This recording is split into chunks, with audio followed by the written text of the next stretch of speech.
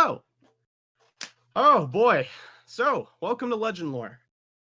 I'm Derek Ward, DM of Short Rest, and this is our wonderful Jon. Nice to meet you.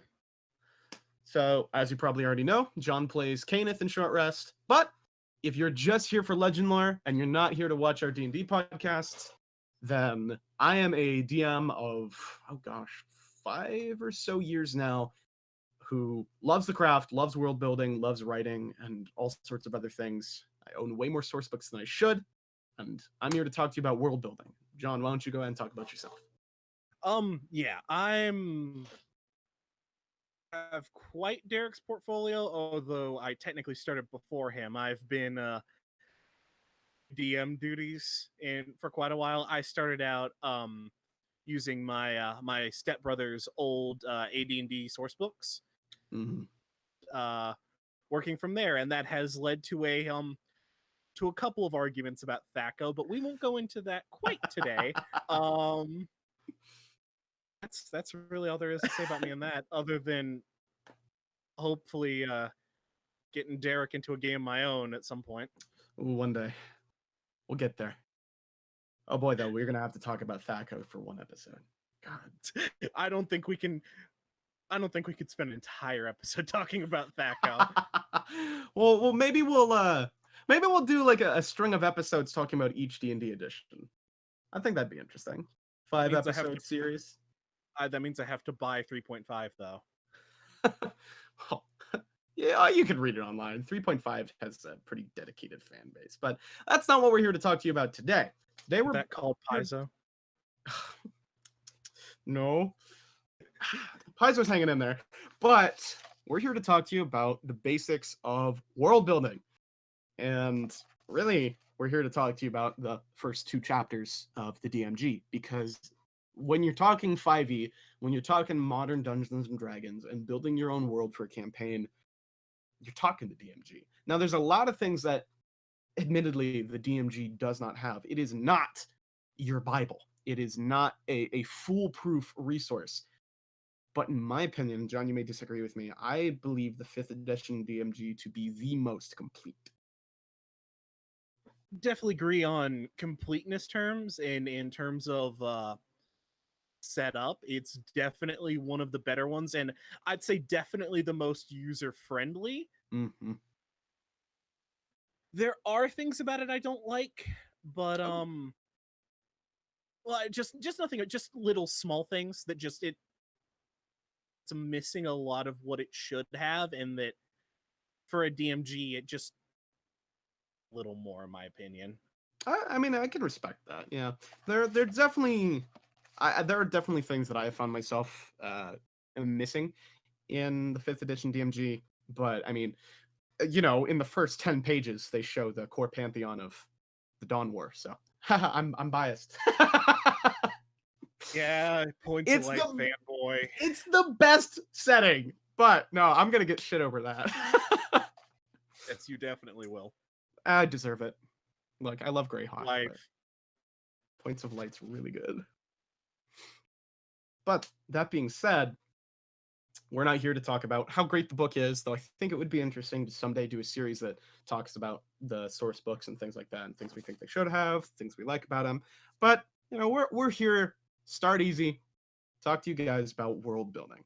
And I think when it comes to world building, and you might agree with me or not, John, one of the real big first things you have to ask yourself is magic. Yeah, that's a really big sticking point. I mean, let's be real.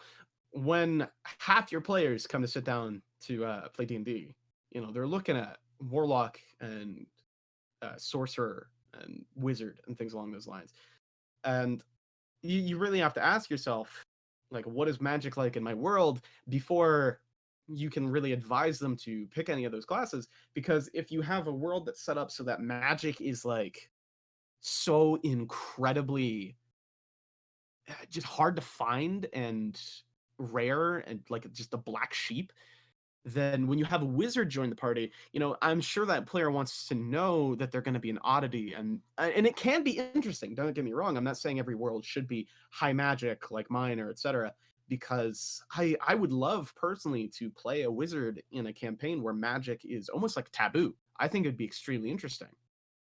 But you've really got to make up your mind on that kind of stuff before your players can even begin to get ready, and before you can even begin to get ready for them. I definitely agree. Although that sort of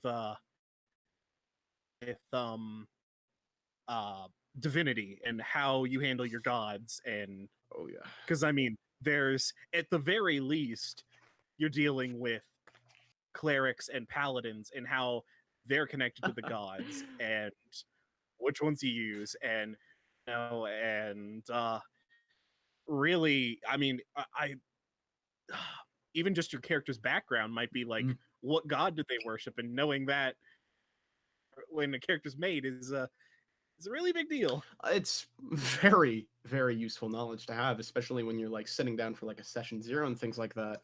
And boy, you said deal with paladins in there, and boy is deal ever the verb for paladins. Oh, don't let Kyle hear you say that. Look, don't get me. That is a topic for another day. I love paladins. I love warlocks. I think both of them belong exactly where they are. Holy cow! Sometimes, man. Sometimes. I I don't know what you're talking about. Warlocks and paladins are the roaches of D&D. Prove me wrong.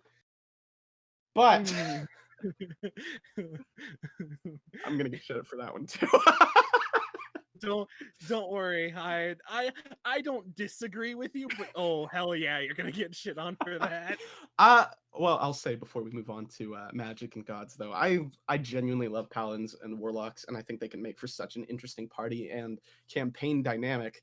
But it can be definitely terrifying when you get someone who's sitting down to play a warlock or a paladin. I'm not pointing fingers at anybody. This isn't directed towards you, especially John.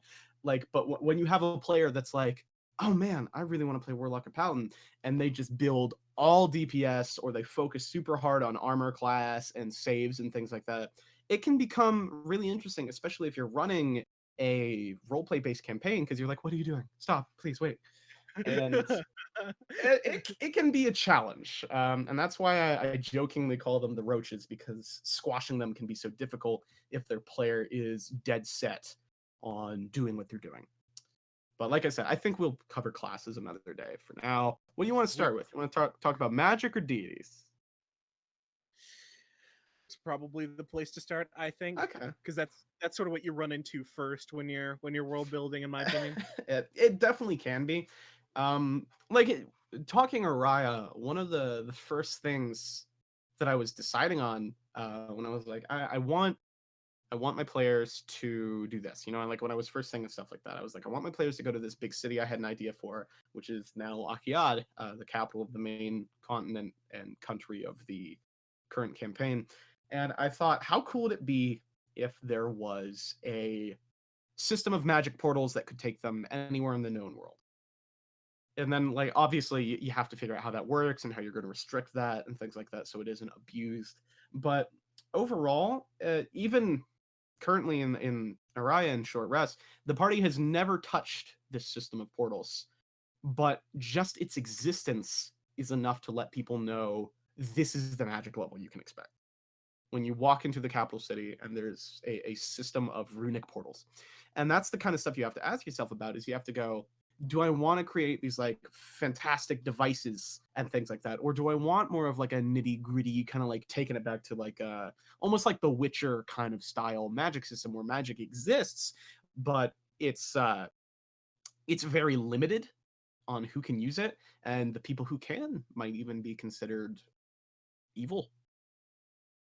I actually like that you brought up the Jaunt. It's called the series of Yes. magic portals, because that's something to do with magic that's also a part of world building, but is something to keep in mind. Artifacts and legends of power and how you want to handle them. Opinion, one of the biggest things that you need to make note of, especially when you start homebrewing. Oh yes. Yeah, and even more than that, also, even just making your own setting, having to fit in or not fit in uh, artifacts and magical items can be a very big thing, and it's something you want to pay attention to, especially because if you're like, all right, this does not fit in the world. Something like the Book of Exalted Deeds, for example. Oh yes. It is a very interesting artifact and magic item, and it might be something that you go, it doesn't really fit in my setting from how I've set things up. Having that kind of information is useful to your players. A player goes in and has that as one of their big goals of wanting to find and read the Book of Exalted Deeds, and they find out, oh, I don't know, about level 10 that it doesn't exist in your campaign. They might be a little upset about that, and Yes. not without reason.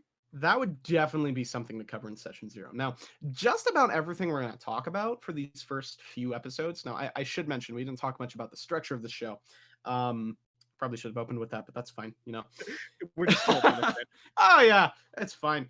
Um, the each episode of Legend Lore is going to be about an hour long, and the idea is to talk for normally about 30 to 45 minutes about our chosen topic, bring on a player from Short Rest to talk about last session, and if there's any time left, if this ever gets anywhere, we'll answer questions that you guys have nearing the end of the episode live in Twitch chat or via uh, tweets at mentions and things along those lines, so that we can try and help you guys with specific issues that you may be running into in building your own world.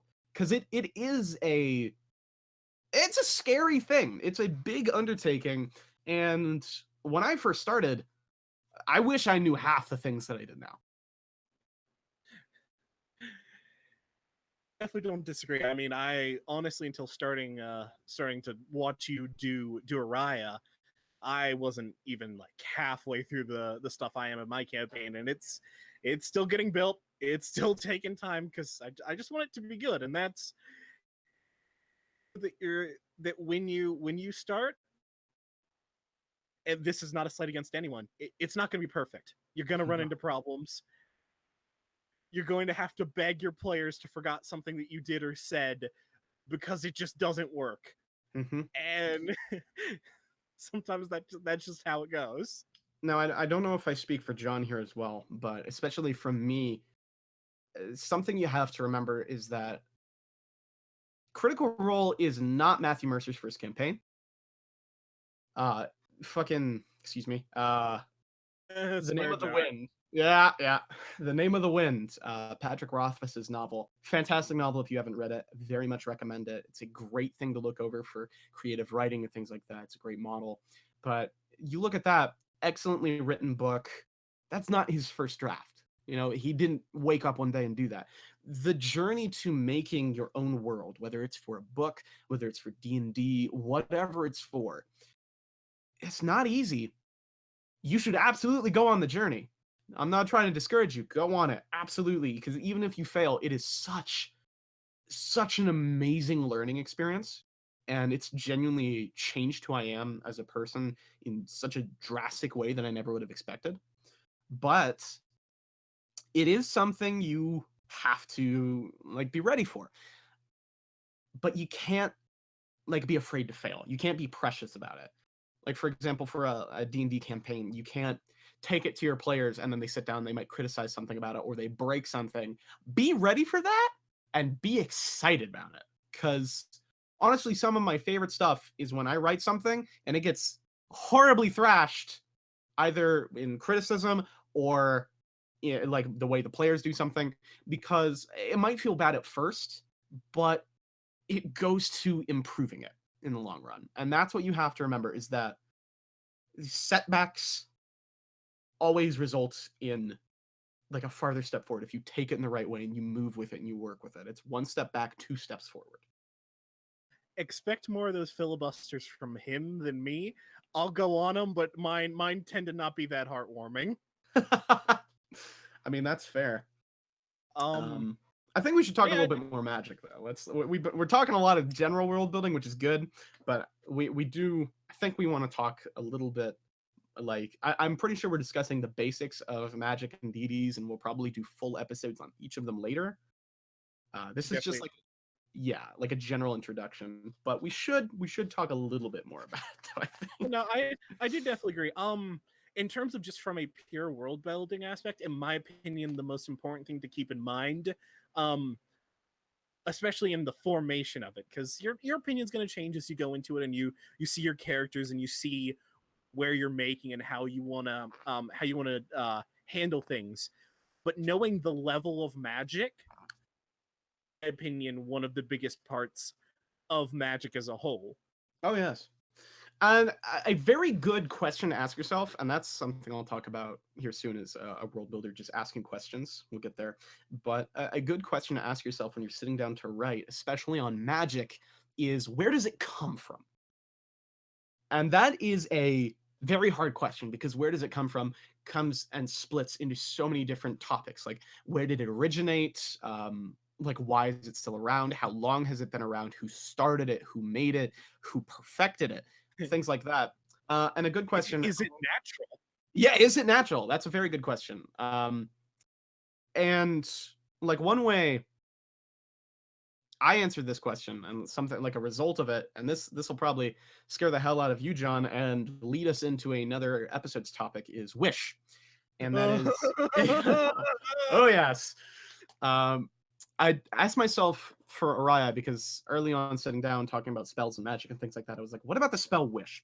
And when it came down to it, I actually came up with this interesting idea that was inspired by the way that I had seen it run in some other games, and just the general idea of making Wish not a game-breaking thing.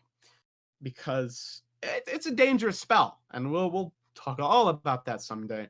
But right now we're just talking about magic. So I asked myself, what would be an interesting way to do this? How can I fit this into Araya? And I came up with the idea that there was a lot of mages long ago that were very powerful that got wiped out. And that was briefly inspired by two major influences on me: Matthew Mercer with Critical Role, Tal'Dorei, Exandria, etc., and Patrick Rothfuss, which I've already mentioned as well. And I liked the idea of having these super powerful mages that might not be as prevalent or might not exist anymore. Maybe they were wiped out, etc. And it got me thinking about stuff like that. And so I thought, how interesting would it be if the deck of many things, say you find a deck of many things, that power does not come from some high power, or when you pull the wish card, when you get a wish from the deck of many things, it's not some god deciding, oh yeah, we're gonna help that guy down there, where that adventurer found this card and he pulled it, so let's do that. It's not Avandra being like, oh, you pulled the right one. It is the direct power that the mage that created it put into the deck of many things centuries ago. And so that's where the limitations of the spell come from. When you pull the card and you cast Wish, you can only do things that he was readily able to do, and anything outside of that could have catastrophic, tendencies, catastrophic consequences.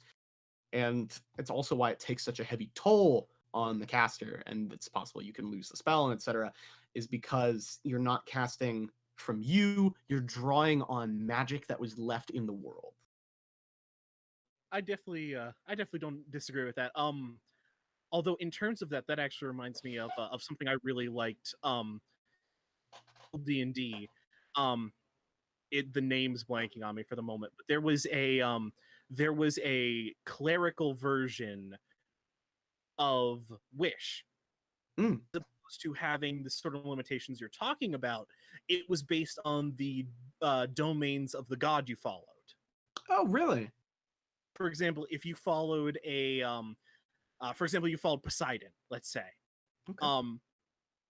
Sorts of things you could do with that spell would be more related to water or earthquakes or storms or that sort of thing. Like you might be able to have like a massive troll weather spell, but might not be able to light a candle with it. Something like that is also one way to take the wish spell if it is granted by a god or pseudo deity or whatever hands it to the player is who's handing it, and does that affect anything? Yeah, absolutely. I think we had briefly talked about this before outside of the podcast, John. We briefly discussed like levels of magic and like examples of those. Do you have any like readily remembered that you would bring I up? do, yes. The example I had of a high magic but also low prevalence is Lord of the Rings. Mm-hmm. Lord of the Rings has some very powerful magic in it. Yeah. At all. Yeah, it's kind of strange because it's like whenever there's an artifact or like a very strong wizard or creature, like they are exceedingly powerful, but you might see them like a handful of times. When Gandalf shows up, 90% of the time Gandalf ain't, he's using the sword. Right. He's riding a horse. He's not actually doing a whole lot of magic. Right. And the times we do see it, it's very awe-inspiring. And that is fine. The other example that we used, for a higher magic, and higher prevalence, but also kind of not, is Eberron. Yeah, actually, that was one that I was going to bring up, is because Eberron is like, I think even the DMG states this in the first chapters, that there is magic. Magic. It's like going to Austin and wanting to find a barbecue place, It's like, you're going to find one. You're going to find your magic shop on every street. You're going to find a magic item under that rock, under this rock. But it's it's not, in my opinion, there's a lot of extremely powerful magic, but it kind of like it ramps up. You know what I mean? Like you're not gonna start finding all sorts of crazy things. You might find like a pebble that like has innate light cast on it on the street, but you're not gonna like turn the corner and be like, oh look, a book of exalted deeds. What? Why, strange old man? You have many interesting things there. What's Yeah. this? Oh yeah, no, this it's a cold ring. I don't know. Probably nothing important. No, but I definitely agree. Is that it's a magic, but the amount of it that is, yes, you would say, is much more concentrated and much, it's it might honestly be harder than a lower magic setting to get some of the more expensive and powerful magic items in some settings, and this is also something you want to keep mind of, anyone policing it. Oh, In you cut out right there. What was that? is there anyone policing it Ah. on, like, there are like literal magic police.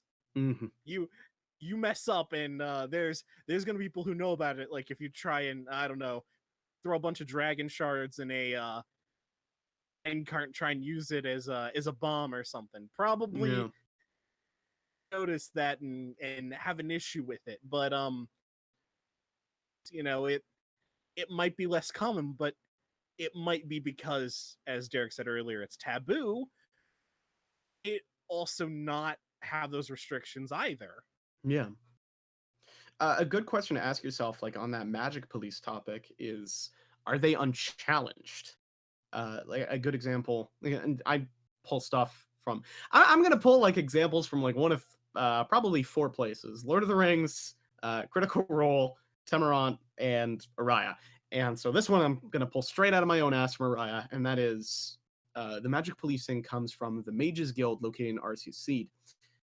It is a near universal like contract where if you're going to sell magic, you have to have like permits from them to do so and things along those lines. And the parties run into issues with that many times, including fluctuating prices, issues selling like specific items or buying specific items. But is that going to stay the same? Is that challenge? Because I can tell you in Araya, that is something that is challenged and it is something that will probably change over the course of the campaign. So you have to ask yourself, are there people that are against these magic police, like almost anti-control kind of individuals? Or Do their they, yeah, anti-their control. And when you answer that question, it could create something interesting. Because if you say no, well, okay, maybe then the magical police come from this ancient kingdom located at the center of your world that control magic and can see when it's being used inappropriately and send like knights to go uh, dispatch of the mages that are using it wrong. Or maybe if you say yes, then you don't anymore have that big like what? tyranny. Yeah, like the fucking damn. Jeez, the dictator up in that giant tower making sure magic isn't used inappropriately. You might have a like that same kind of idea, but now you have a story, and maybe the party could be comprised entirely of magic users, and they are part of the resistance trying to overthrow this. And now you've got a story. You know what I mean? Like that alone is interesting. I definitely agree. Magic can definitely be a big part of how you shape the world and how you shape the characters, and how you handle it is honestly just as important as what you have. Mm, mm.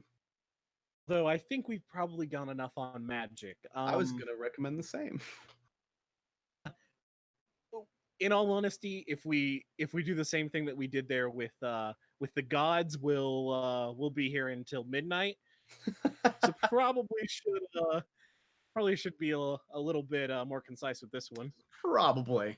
Before we do go into that, though, I mentioned I would talk about asking questions, and we'll talk about that before we get into gods real quick.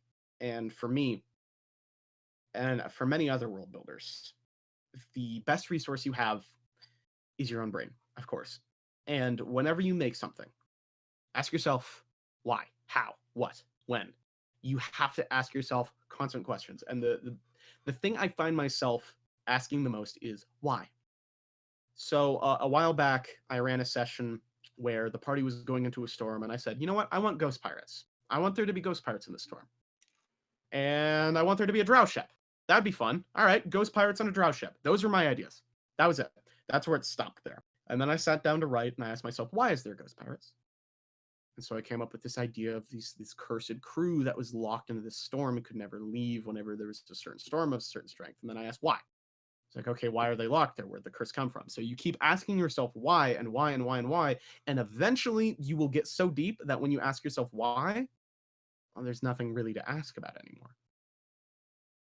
Now, you don't always have to go that deep, really, especially as a DM, especially if you are a working DM or a full-time student. You don't have time to sit down for 4 or 5 hours a day and ask yourself why. It's not going to happen, and that's okay. I don't have that time either. So don't feel bad if you can't go that in depth, but when you get yourself ideas and you start writing things down, ask why constantly. Definitely don't disagree with that. The how and the what are also very important, but I definitely agree that having a why is important, especially in universe why Yes. players question what just happened, and having having explanation at all is better than just going because I felt like it. Oh, yes. And you're always going to have that one player with a +7 on history, isn't that right, John? Are you really bitching at me about that, not the +12 in Arcana? No, to be honest with you, I love it. The more I can talk about the shit that I wrote, the happier I am. Let's be real. That's a +8 now, by the way, mister. Oh, is there? Oh, God. Levels. But you want to move into deities? You want to kick us off with that? I think I would. In my opinion, at least, the biggest thing to note when you're talking about your gods is what you want to do with them within the world is. Did they make the world? Who did? Is there a reason why they have the powers they do? Was it of them just coming into being? And why did they make the world? Make the world if they although that one is usually a they got bored, in all honesty. It's not very interesting when there's no universe, but I just like pushing my why narrative. we know we might as well get you just a mug that says why, but damn it, I'm trying to focus here. Also with that, what gods you want, and honestly, if you want them, having Dungeons and Dragons without them can be very difficult, especially because of the aforementioned clerics and paladins. Yeah. There are settings like Dark Sun, for example, does not have much of any influence of the gods, and the paladins and clerics draw their power from other things. That's an example where magic as a whole is so rare that and so heinous that you're not going to see it outside of a villain. Right. So with that, because we skipped over a spellcasting class, I just remembered about it's important to touch on at some point. Druids. You cut out briefly. What's that? Druids. Oh yeah, I love druids to death, and for some reason I forget about them all the time. They're fantastic. Wild shape, coolest crap ever. I love it. Seriously, why do I forget about druids? that is something you do want to keep in mind for and just quickly regressing, because that's something to note on.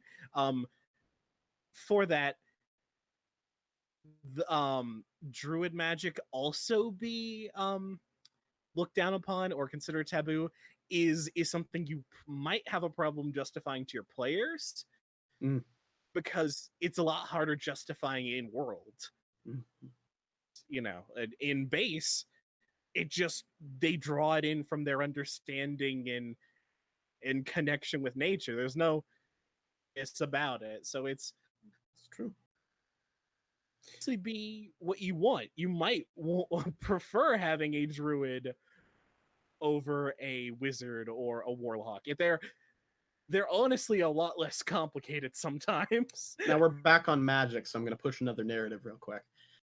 Now, everybody DMs differently, and that's okay. However, what I will say is I have found throughout my time as a DM, you and your players are going to have a lot more fun if you bend the rules.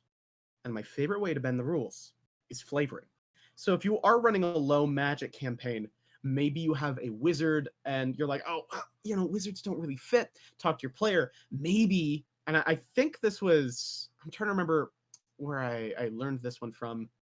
Oh, well, I'll just cite a different reference instead. I'll just pull it out from my own head because I'm not a fan of referencing things if I can't give credit.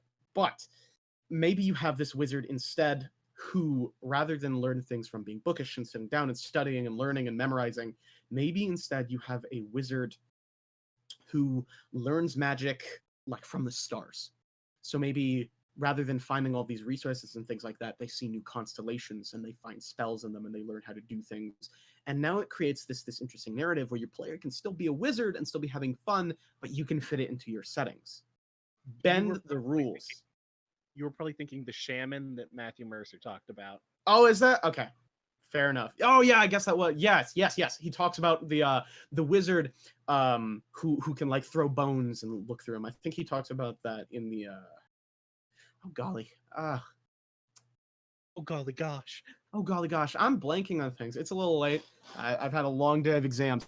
But he talks about it in a Geek and Sundry series that he was present in where he teaches how to DM and it's just honestly fantastic. I couldn't recommend it more. But let's get back on the gods. And yes. I want to say, do not be afraid to use pre-existing gods. Believe me, I sat down for a D&D campaign probably 3 years ago and decided, I'm going to build a pantheon. Let's make a pantheon. I remember this. No! You make your pantheon, you make your own gods. If you have the time to sit down and make a whole pantheon yourself, that's fine. There is no shame in opening up a D&D source book and saying, you know what? The Raven Queen's pretty cool. I'm going to put her in my game. That's awesome. The Raven Queen is pretty cool. Honest, I had sort of the exact opposite reaction to Derek of the create my own, and I literally, in writing for the campaign I'm currently writing for, just opened up a textbook, flipped the mythology section, and just said all of this. I want all of this in here. Yes. But there's nothing to be ashamed of with that. That's awesome. It doesn't, honestly, and this is something you probably should keep in mind, especially for the world building side of the gods, is have what the gods say about each other and say about the history and what religions say about the history contradict and still be true at the same time. That is exactly something I wanted to talk about because that was something I locked myself into even just like a year and a half ago when I was writing Araya. I was like, I'm going to write the history of the world. Oh, let me sit down and write the history of the world. And then no, have the considered real history, have the history that for you is real, and maybe you're the only one that knows it, and that's okay. And a good example of that is, oh, jeez, it's Amon? In Tal'Dorei? In Tal'Dorei, yeah. God, I can't remember names tonight.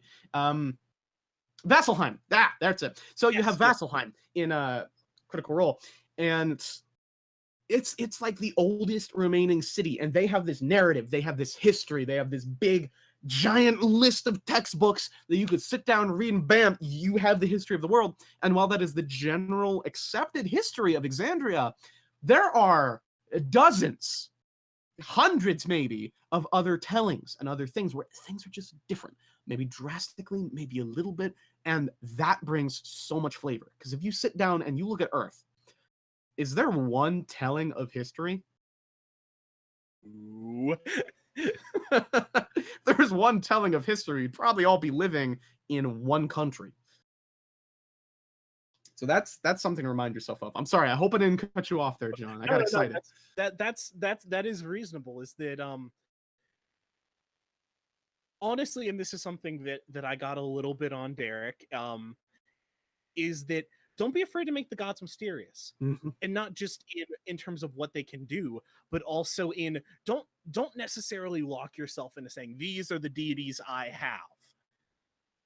Part Yes. because you might later find you don't necessarily like that, or just somebody comes up with an idea that you like, but Mm. none of the gods really fit with what I want to work here. And so where gods descended, uh, the person that cleric for might not necessarily actually be a god, but they're close enough to fake it.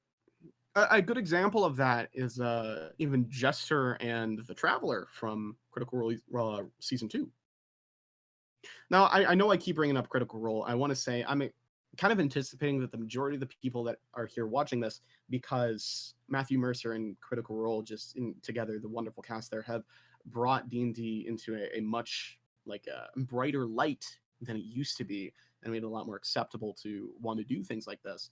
So I keep bringing them up because I'm assuming a lot of you guys are here because you watched something like Critical Role or read a very good novel like Lord of the Rings or The Name of the Wind from the King Killer series, and you want to do that. So I know I keep bringing up things like that, but I'm hoping to find some way to relate that for you guys. So don't take me the wrong way. Don't worry, he steals everything from everyone. It's fine. It's something to be worried. Actually, that this is going to sound so wrong, but let me explain myself. One of the first things I was taught as a DM is to steal everything. And I know that sounds horrible, but let me explain. You do not have to build your pantheon from scratch. You do not have to make every magic item from scratch. If you go onto Pinterest, go onto Reddit, go onto Twitter, watch Critical Role, read a book, and there's something in there that inspires you and you want to write something about it for your D&D game, by all means do it. Do not feel embarrassed. Now I'm being a bit of a hypocrite because this bothers me all the time when I do it. Just because you're inspired by something and quote unquote stealing or taking it for your own to adjust it and make it something that you can work with and write with and be interested by does not mean you're being unoriginal. Does not mean you are undermining that creator or your own work. Don't think like that. You know what I mean? It's totally okay. As long as you're not, you don't steal too much and claim it for that you came up with the idea. That's That's when you true. start running into other issues. That is why like for instance in our Twitch stream in Short Rest, John Kenneth actually has the feat Mythic Conflict or Mystic Conflicts, isn't it? Yes. Mystic Conflicts from the Tal'Dorei campaign guide, and I think there's been probably twice in stream where you're like, "Does my feat apply to this?" And I'm like, "Mystic Conflicts made by Matthew Mercer," and you're like, "Yes." And so I always try to kind of like put that in there because, frankly, there are hundreds of talented people, and if you don't believe me, go to the DM Guild. Just so many fantastic ideas, so many great class archetypes and monsters and adventure ideas that you can find there and use. Don't feel bad about that. That's why they're there, you know? Just give credit to people. Especially if you're doing something like this. Like if it's in your home game, Yeah.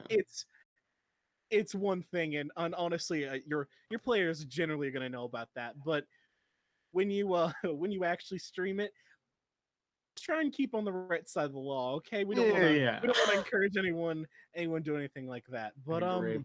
That does bring up an interesting point, but I'll cover that later. Just remind me for your home game using other things that you read about. Just remind me that before the end of the episode. Okay. Okay. Let me actually. Oh no, my pen. Anyway, and just because we do intend to do an episode on the gods of magic, either both or together. Although that's what this has kind of turned out to be. In terms of like what gods you bring in, just keep in mind what they represent necessarily more than the gods themselves, because like you have in your say you take the Raven Queen from base 5th edition. she's probably going to be a little bit different what you've taken out of there. You're good, hopefully, at least, and at least in my opinion, you put your own spin on her. She reacts differently to the world around her and comes out to still be the Raven Queen, distinctly your Raven Queen. Yes. Like Example. everyone brings their own kind of like twist. That was really all I had to finish off there, is because Okay. yeah, I'm honestly running blank on anything. It's not getting into That's deep fine. deity Yeah. discussion. Oh yeah, I get you. So I'll go over that one last thing, and then we'll probably move on to the next session, bring in our guest, talk about last game, and then we'll probably wrap up here soon. But what I want to discuss real quick is, because we talked about homebrew games and home games and bringing in stuff. I actually read a long time ago, and I wish I had the Reddit link to discuss this. I might go look for it and say it by the end of the episode, etc. But I read a long time ago, when I was getting into Critical Role and watching a whole bunch of it, that some dude was watching every episode of Critical Role and was running his game in the exact same thing. He was taking his players through all of the events of Critical Role with their characters. So he was using all of Matt's NPCs, locations, items, everything. It was a one-for-one copy, and didn't tell any of them because none of them watched Critical Role. Shit. That is where it gets to a point with me. Be transparent with your players. If you want to run them exactly through the events of Critical Role and they want to do that, cool. Awesome. I love it. Actually, I'm going to plug something along those lines here in just a second. But be transparent. Don't run a one-for-one Critical Role game and not tell your players. Oh my God. Or even now, especially relevant with the Acquisitions Incorporated book. As entertaining as that is, to be honest, at least with your players, and at least generally, of, hey, this isn't my shit. Yeah, exactly. So just be transparent. Like, no, just rule for life is the same rule for being a DM. Don't be an ass, and you'll do great. If that's a real real bit of advice there. When you sit down to play D&D, be accepting of criticism, be ready to make changes, be ready for things to get ruined. Don't be precious over your stuff. Be excited for your players and be there to have fun with them. Don't be an ass. Because if you lock up, if you get mad, if you do things that piss your players off at you, soon enough, you're not going to have any. Yeah, definitely. Especially because I don't know how that particular story ends, but I would imagine that if any one of them came across Critical Role and noticed what was happening, pretty pissed. I'll let you know how that ends. They did, and they all left him. So, if I remember correctly, I'm hoping I can find that Reddit link here before the end of the stream, because I would really like to give credit to that. But it's such an interesting story to bring up that I read such a long time ago. But I have something to plug at the end of the stream. But before then, for probably 10-15 minutes or so, we have a special guest. This is Sketchy Goblin, Sketchy_Goblin on Twitter, or Janna. She plays Ingris in Short Rest and is a fantastic artist. Yeah, it's fine. Welcome, Janna. Yeah, hi. I'm Janna. I'm Hi. the Arthurst. Arthurst. And Thank you for having me on here. And now we have a new Discord role. Arthurst. Arthurst. Perfect.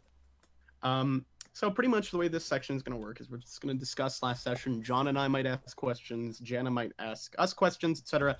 The way I'd like to structure this in the future, if people start enjoying this podcast and are interested, is for the crossover fans of Legend Lore and Short Rest. You can come in, you can sit down, you can say, hey, at Sketchy Goblin, how did Ingris feel about X? Or at Dungeons and Derek's, at Jon, etc. Things along those lines. And it's hope that we get there. But right now, the intention is pretty much, unless I'm mistaken, Jon, is just sit down and be like, hey, so last game, all right? Especially this one. I'm going to be entirely honest with you. Hell yeah, we can do that. All right. Well, do you want to open us up, John? Well, do you want me to just do a recap or say like I'm what I found assuming interesting? most of the people here have already seen the session, and I imagine anyone who hasn't, that's like wanting to know stuff, would probably stop here and go watch the VOD. So I wouldn't worry too much about a recap. It's fair. So Derek did something that really got the chance to in the only other campaign I played with him, which was the big bad villain reveal Yes. of one of the people we had been traveling with. Admittedly, the reasons behind why we were traveling with him, and we all knew something was up, but he revealed himself to be an arch fiend, correct? Yes. Or an archdevil, your choice. Well, no, those are. Is it demons and devils that are two different things then? Yes. Okay, yes. Fiend is just the generalized type. So you could archdevil, archfiend. He's on par with Asmodeus almost. Oh, I didn't know that thing. Oh, that's wonderful. But yeah, so he's a little scary. He revealed himself in all his quite literally demonic glory when we were not anticipating it. I think we might have gotten close to losing a party member too, based on some actions. Could have. Yeah. So I have to ask immediately, how do you guys feel about that? Betrayed. Okay. Both you and by him. I mean, yeah, I feel betrayed, but I'm still trying to gather my thoughts. Because at the same time, I'm not Ingris. She's completely at a loss right now. Yeah.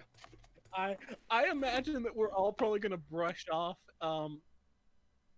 that off until we finish what we went into a dark, now no longer fiend but still ghost infested city. Then we're gonna sit down and go, holy shit, we need to talk about what the hell just happened. What just happened?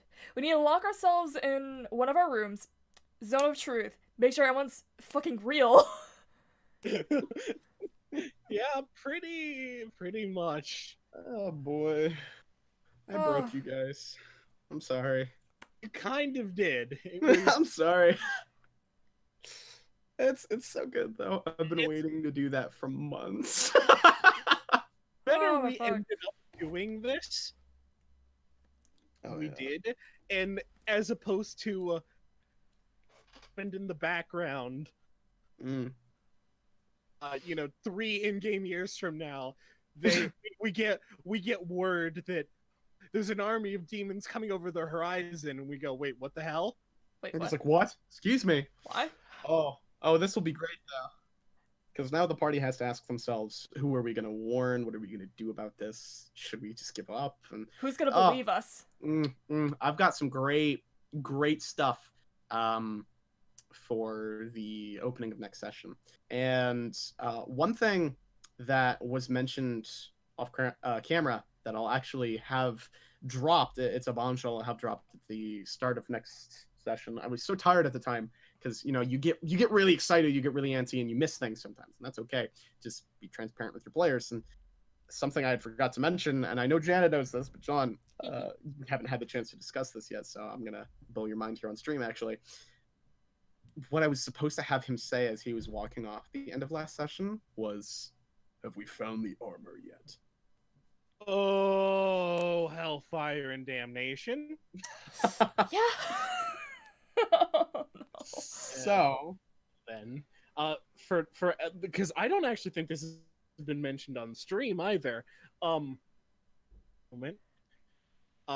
Originally came out on we started heading towards the ocean to recover an artifact. The closest thing we currently have to a big good, and that's very worrying, directed us towards an artifact of lore that the ocean. During that point, Ingris lost her head a little bit. You're killing me.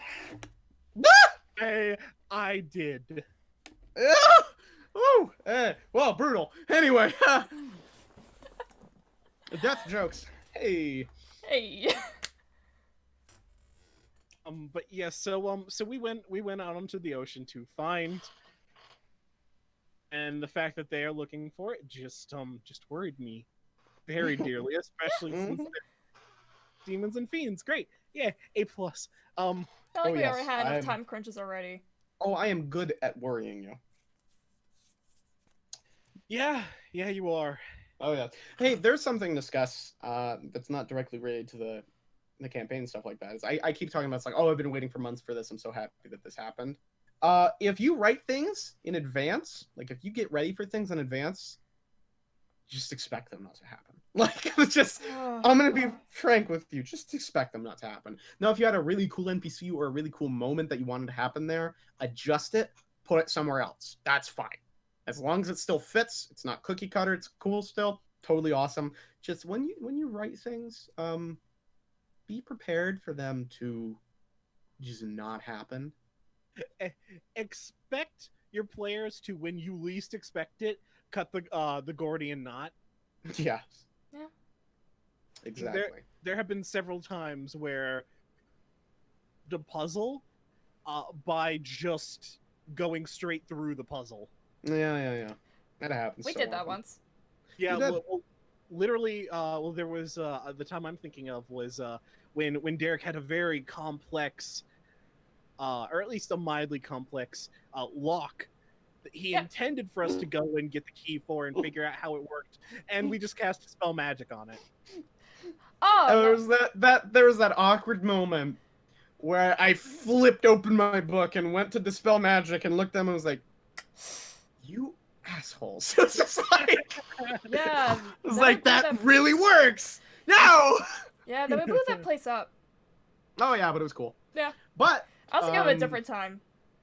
We I'm were a very- going through a dungeon, and there was these mechanics in which we had to make sure that we get through it, and there would be switches of some sort to lock a section of the dungeon out so we couldn't get back to it.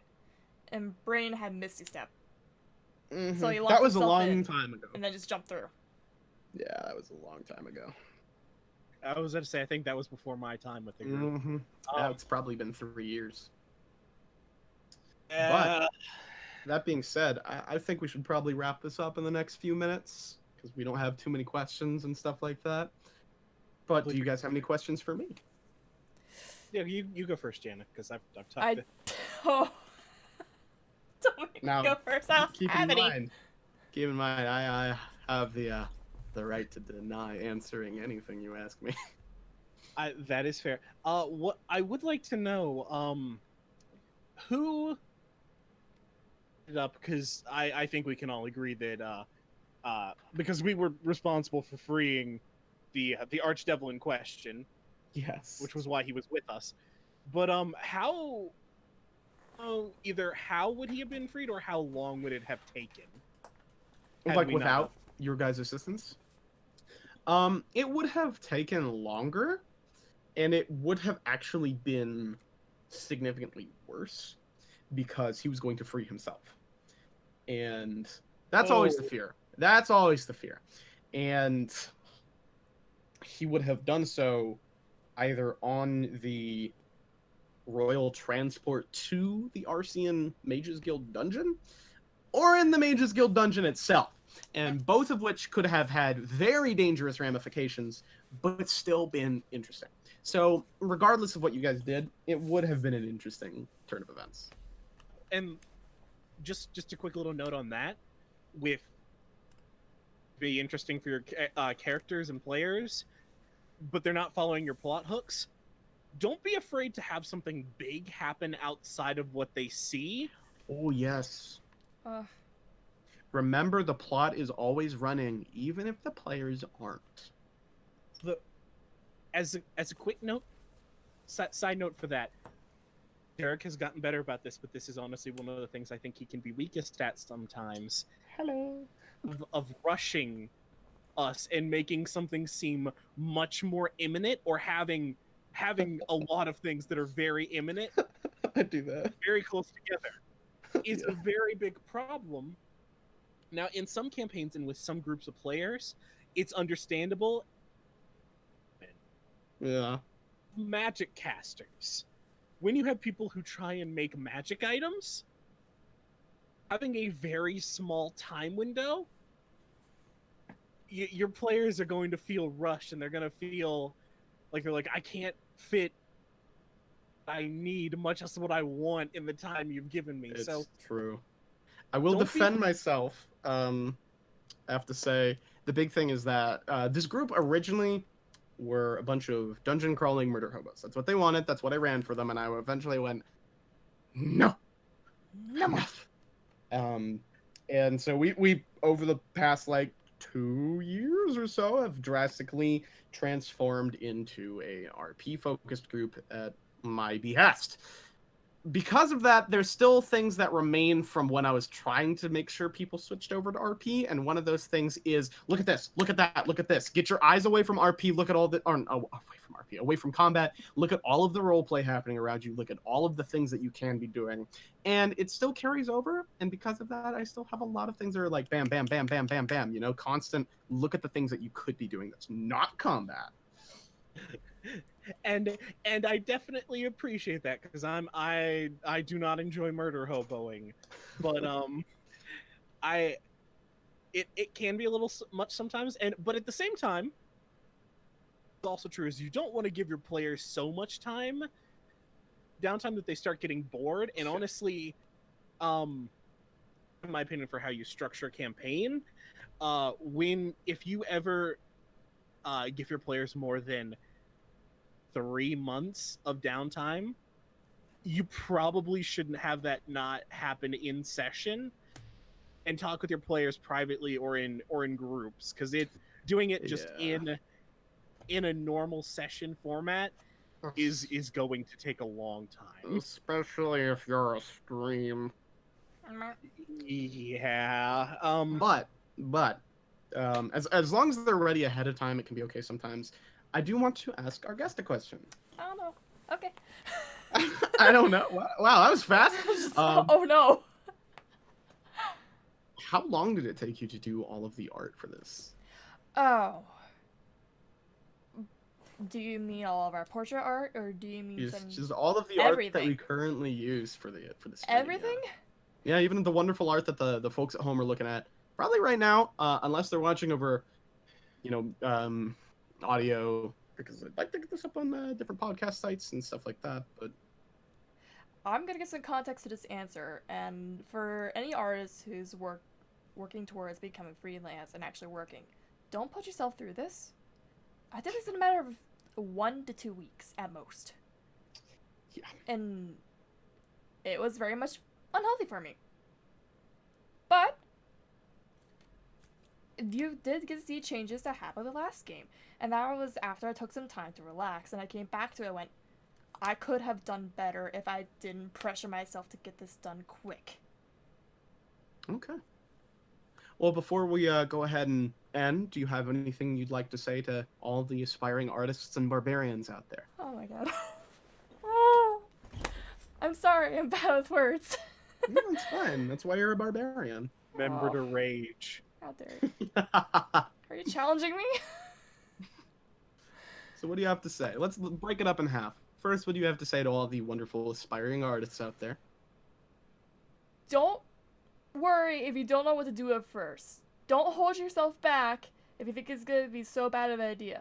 Think about it first if it's gonna be terrible for everyone else, and if it's not, then go for it. Just Okay. don't ruin anyone else's fun. Gotcha. What piece of advice do you have for the wonderful barbarians out there? That's what I was doing. Oh. Whoops, I forgot the artist part. No, that's fine. Okay, so that's the barbarian one. All right, so what do you have for the artists? For the artists. Oh, jeez. No, it's all right. What's something you wish someone had told you when you started off? Do you hear that little voice in your head that's telling you that what you're doing will never mean anything and it has no worth or value? Tell that voice to shut up. Okay, that's Seriously. good advice. John, what do you have to say to all of the aspiring world builders out there? Don't let the world you have, don't let it be solely in your head. Write it down, work on it. It might take you over the course of years, and you might very well come up with other ideas and other worlds in the meantime that you want to test ideas with. You want to do, and it doesn't have to be perfect, but make sure it's what you and your players want to do. Yeah, and I'll further that for any world builder, D&D, writing, put something on the page. I can't tell you how many times I have sat down with an idea in my head and stared at the blank flashing Google Docs little cursor. Write something down. Anything. But, John, what do you have to say to the warlocks out there? What do you have to say to all the warlocks? Yeah. The first thing is don't be edgy. You can have an interesting character that follows a demon or a devil or the Raven Queen, and you can make it interesting, and it doesn't even necessarily have to be unique, but it can still be interesting. Make a character that you're proud of, and work with your DM about how much you're allowed to move it. Like, in terms of something that I've been making for my campaign personally, I've been working on personalizing a warlock of the Archfiend, or of the what's the technical term for it? I can't remember the particular patron that it calls him there. Oh, the Fiend, I believe. Yeah, of the Fiend, I believe. I'll look while you talk. Of personalizing that, a dragon. Yes. So looking at what your DM allows you to do and talking with them and working it out, and as a DM, talking to your players, asking, hey, if you wanted to play a warlock, you want to have as a patron, like, even just general ideas. And honestly, just talking like that, the DM, as a DM, talking to your players, and as a player talking to your DM, can go back and forth from there, because you might have an idea as a DM. One of your players might say something, and they don't end up playing that warlock. DM might be planted in your head that you want to use later. All right. Well, I'm just going to go ahead and plug something, and then we're going to go ahead and end then, I guess. And that is, if you haven't played D&D before, or if you've played D&D 1,000 times, doesn't matter which, I am DMing a one-shot with a number of other very talented DMs over at the Critical Role Arts. And essentially, it's just going to be this nonstop week of excellent one-shots run by, I think, somewhere around 8 different DMs, if I remember correctly. 8 or 9, maybe 9. I can go check. But, don't worry about it. Pretty much just go to discord.gg/NK7DSSJ. Those are all capitals except for the second S. So that's discord.gg/capitals NK7DSSJ. The signups run until the 31st, or is it 30th? I believe it's 31st of July. And frankly, new player, seasons player, we'd love to see all you guys come out there, and think it'd be fantastic. And hopefully we see you guys this upcoming Saturday for a short rest. Bye. Bye. John, say bye. Bye. There we go.